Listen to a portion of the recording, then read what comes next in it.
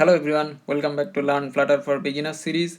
In my previous video, I have shown how you can create the bottom navigation bar in Flutter. In this video, I'll talk about the Stateless Widget and Stateful Widget. So without wasting any time, let's get started.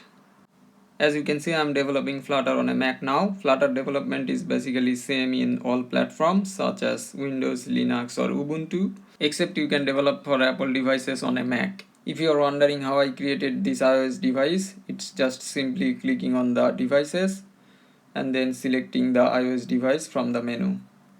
In this case, I am using the iPhone 13 Pro Max. If you would like to use another device, you can do so by clicking on File, then open Simulator, then select the iOS version, and then you can select any of the device from here. Now let's go back to our app.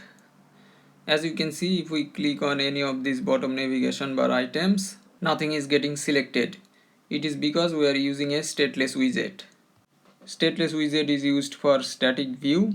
Once the app is built, it does not change the view or respond to user interactions. To make the view dynamic and to be able to interact with the app, we'll have to use a stateful widget.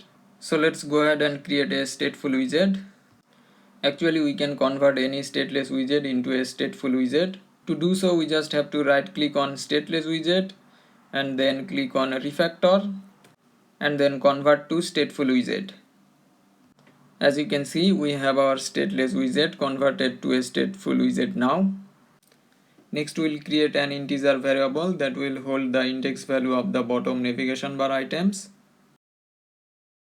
Let me name the variable ActiveIndex.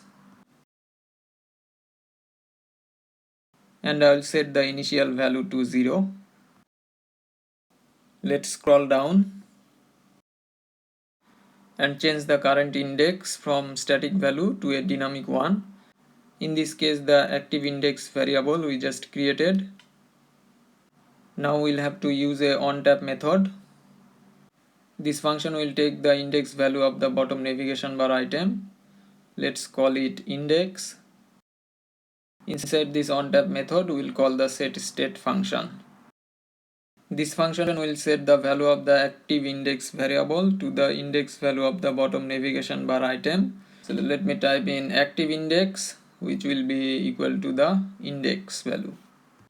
Let me also put a semicolon.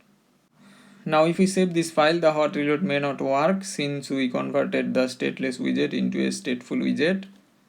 So we'll have to restart the app. As you can see, now the first item is selected by default.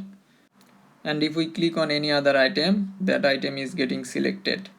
So everything is working as expected now. That's it for today. This was a short video on stateless and stateful widget. And as always, thanks for watching. See you in the next one. Bye.